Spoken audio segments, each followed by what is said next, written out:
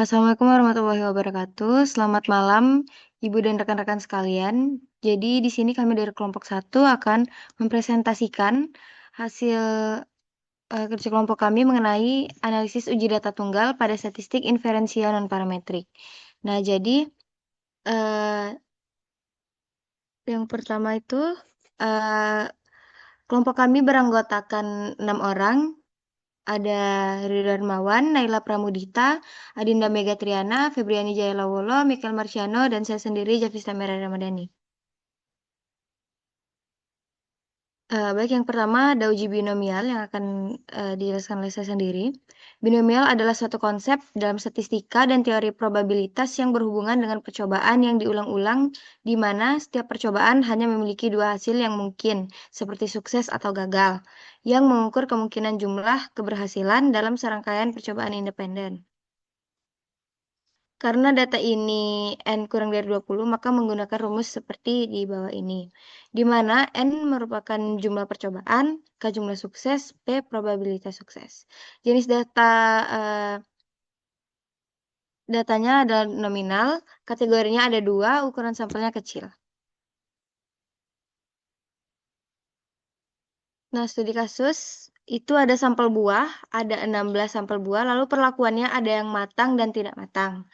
Data yang digunakan berasal dari 16 buah tadi, lalu dikelompokkan menjadi 2 kategori, yaitu matang dan tidak matang. Berdasarkan pengamatan, terdapat 6 buah yang tidak matang dan sisanya 10 buah berada dalam kondisi matang. Pada analisis ini diasumsikan bahwa setiap buah memiliki peluang teoritis yang sama untuk masuk ke kategori tidak matang, yaitu 0,5 atau 50%, sehingga secara teori diharapkan terjadi perbandingan seimbang antara buah matang dan tidak matang.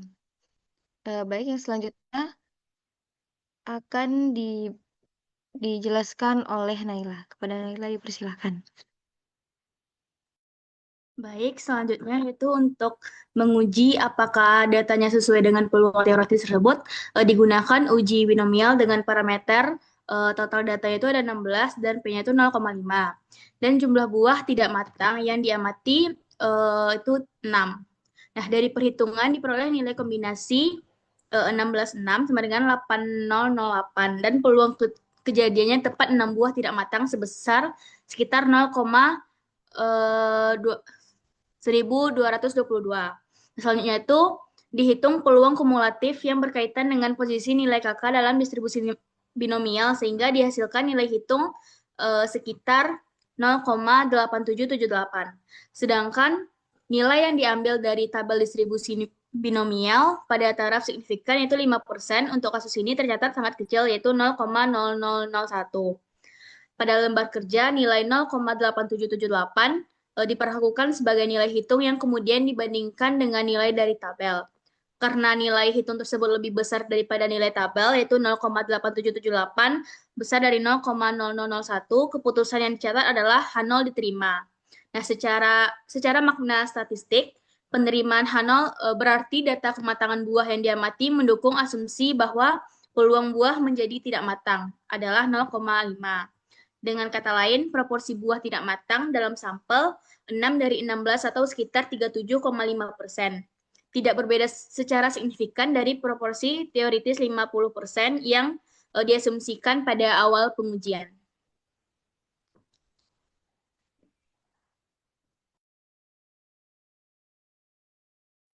Oke, baik. Terima kasih Naila. Selanjutnya untuk uji square akan dijelaskan oleh Dinda. Kepada Dinda dipersilakan.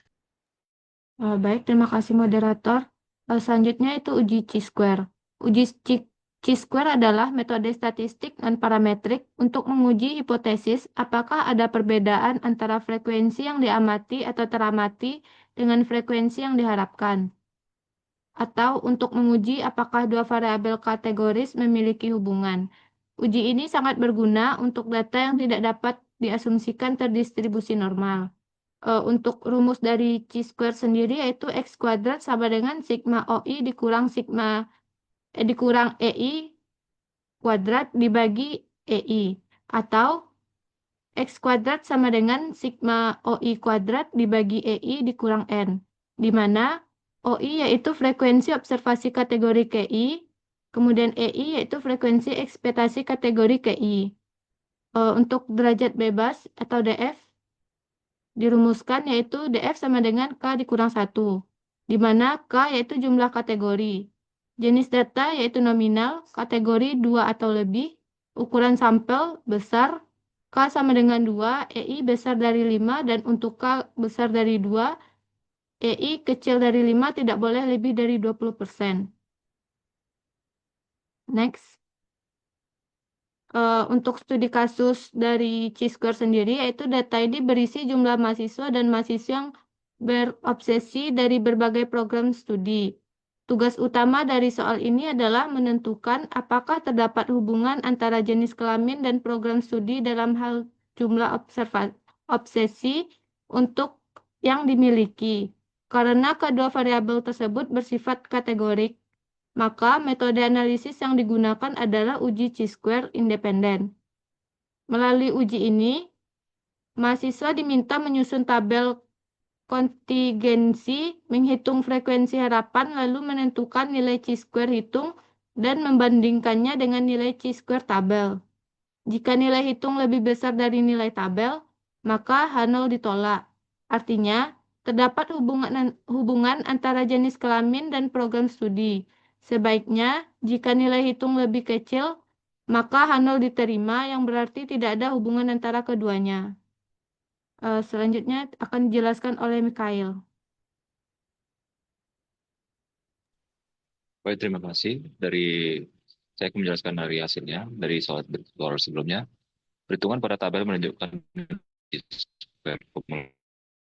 seperti kimia, yaitu mahasiswa, itu sama dengan 4,446597, mahasiswi 4,200216, dan dari prodi matematika, mahasiswanya 3,248304, dan mahasiswinya 3,068319, hingga informatika 10,494469, dan 9,91281. Kontribusi terbesar berasal dari program studi seperti biologi, yaitu dengan mahasiswanya nilainya 17,600936 dan mahasiswinya 16,62586.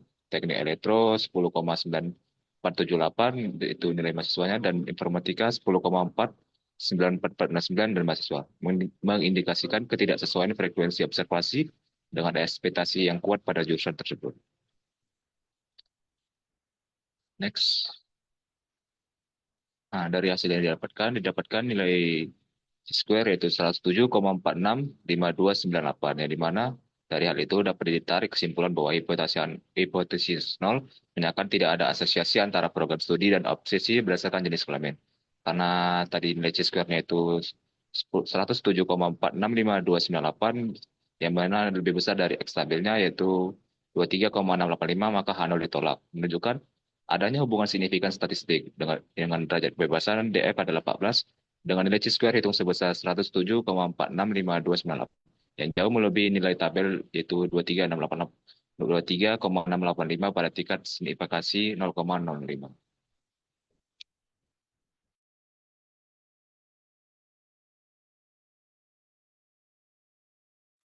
Oke, baik. Untuk uji Kolmogorov-Smirnov akan dijelaskan oleh Bang Ridho. Kepada Bang Ridho, persilakan.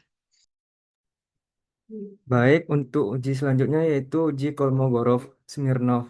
Itu adalah uji statistik non-parametrik yang digunakan untuk melihat apakah suatu data mengikuti suatu distribusi teoritis tertentu, paling sering distribusi normal.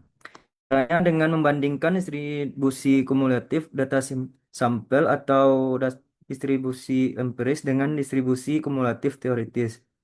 Lalu mencari selisihnya terbesar di antara keduanya. Untuk rumusnya yaitu seperti D sama dengan max FO kali X kurang FE kali X, di mana FOX yaitu CDF observasi dan FEX yaitu CDF ekspektasi atau teoritis. Jenis datanya yaitu nominal dan ordinal. Untuk kategorinya yaitu 2, ukuran sampel kecil. Untuk langkah perhitungan yaitu mengikuti rumus standar. Urut masukkan data XI, hitung nilai Z, lalu FEX-nya dari tabel normal kumulatif, lalu FOX, dan hitung D-nya lalu dibandingkan dengan L tabel pada nilai signifikan untuk N-nya yaitu 7.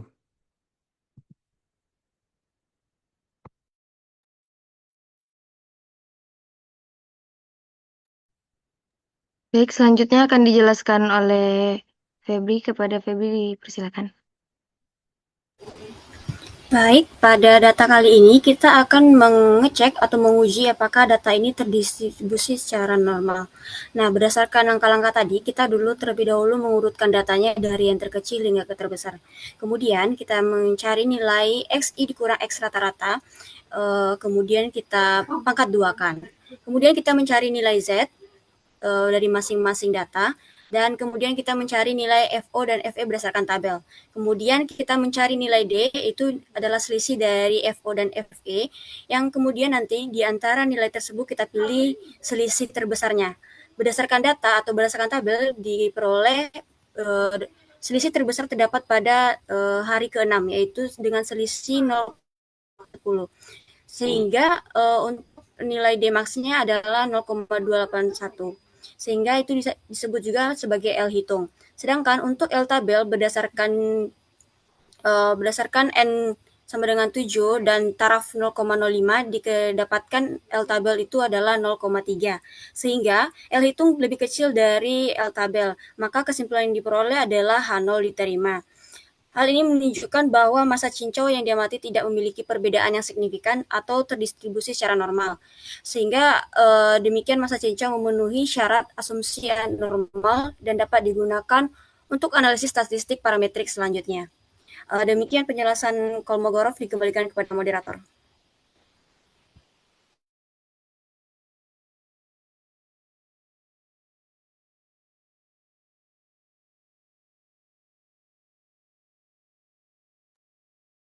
Baik, terima kasih kepada rekan-rekan yang telah menjelaskan. Sekian presentasi dari kami.